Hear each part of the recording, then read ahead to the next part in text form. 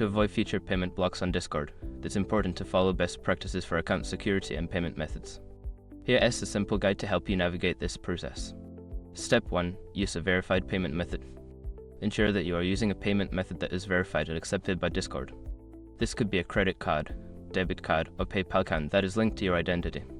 Step 2. Keep your account secure.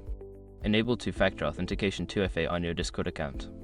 This adds an extra layer of security, making it harder for unauthorized users to access your account and potentially cause payment issues. Step 3. Monitor your account activity. Regularly check your account activity for any unauthorized transactions or unusual behavior. If you notice anything suspicious, report it to Discord immediately to prevent potential payment blocks. Step 4. Update your payment information.